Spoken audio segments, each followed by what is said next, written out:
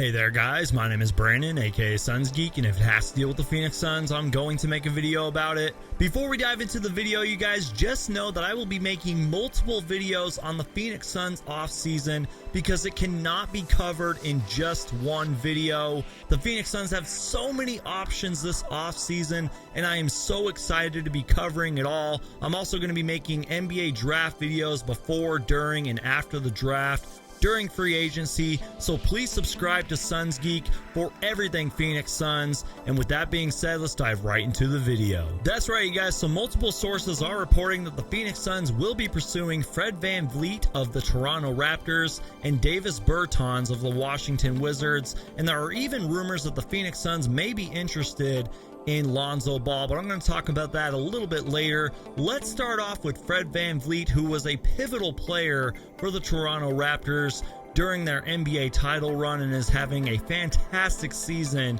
this season. In just 54 games, FVV is averaging 17 points per game, 3.8 rebounds per game, 6.6 assists, and is shooting 40% or better from the field and from three. So Evan Sedry on Twitter came up with two different options if the Phoenix Suns do decide to go all in on Fred VanVleet. And option A is to decline the trade options on Frank Kaminsky, Cheick Diallo. They would have to waive Elia Kobo, re-announce Aaron Baines, Dario Saric, Javon Carter, and Cameron Payne, which I am totally against. I think that is a terrible option for the Phoenix Suns to do. And then option B is also tricky. They would have to decline trade options on Frank Kaminsky, Cheick Diallo, waive Elia Kobo, so as we saw in option A, but they would have to trade Kelly Oubre Jr., which I need to make a completely separate video about, because at first I was really against trading Kelly Oubre, but due to financial reasons and due to sacrifices, the Phoenix Suns may need to trade Kelly Oubre Jr. sometime in the future. The Phoenix Suns currently only have 8 of their 15 players under guaranteed contracts for next season, and only 2 of those have guaranteed deals beyond that. And the problem really isn't Fred VanVleet as a player. The guy is a solid player. I think he'd be a great fit for the Phoenix Suns. He's kind of a more popular choice with Phoenix Suns fans, but it's more about what you're giving up in order to get one player, per my opinion. So I don't know if going in on FVV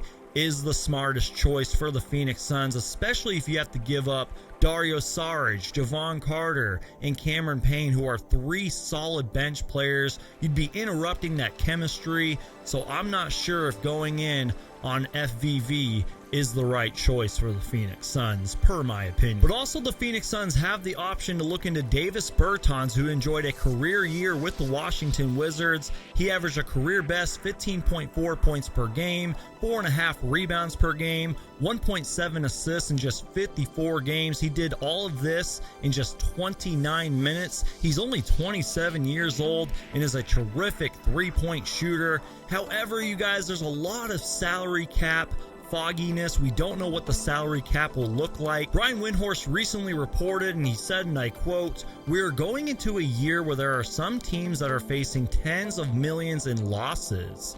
Depending on whether you can sell tickets, there are teams that may face 30, 40, 50 million in losses next year. The difference between $10 million in losses and $30 million in losses may be signing a $20 million player," close quote. And I know that sounds really tricky and complicated, but due to the pandemic and due to everything going on in the NBA, that is the future, the foggy future that we are facing as NBA fans and really as sports fans. Now, I'm not going to spend too much time talking about Lonzo Ball, but somehow Jay Williams reported that Lonzo Ball may be potentially being used as a trade asset for the New Orleans Pelicans. This season, Lonzo Ball is averaging 11 points per game, 7 assists per game, and 6.1 rebounds, but he really struggled in the bubble. He's only 22 years old.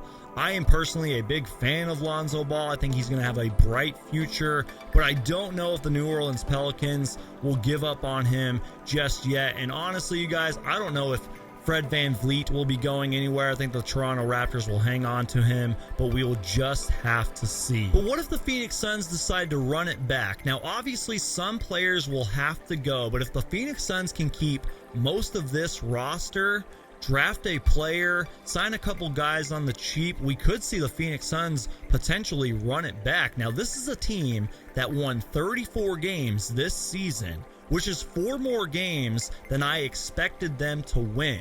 We were one of the best teams in the NBA bubble and went on an undefeated 8-0 run. This team is no longer the Suns of old, as Monty Williams put it. This team is changing its losing culture to a respectable culture and has put the NBA on notice.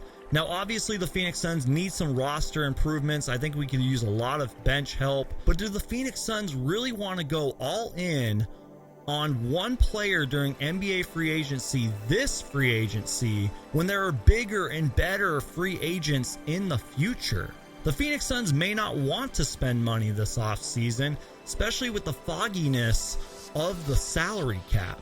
There are so many questions that need to be answered for Robert Sarver, James Jones, Jeff Bauer, and the Suns front office, and also Monty Williams, who has a lot of say in these roster decisions. So as always, guys, please leave me your thoughts, comments, and opinions down below. What do you think the Phoenix Suns should do this NBA offseason? And thank you guys so much for your continued support. You guys really motivate me to keep pumping out Phoenix Suns content. I am so excited for this offseason. You guys, if you could please support me on Patreon, that would really help me. Smash that like button on this video because YouTube likes. Check out my Facebook fan page. All the links are down below in the description. You just got to click the description box and you will see all my links down below. And as always, guys, my name is Brandon, aka Suns Geek, and if it has to deal with the Phoenix Suns, I'm going to make a video about it.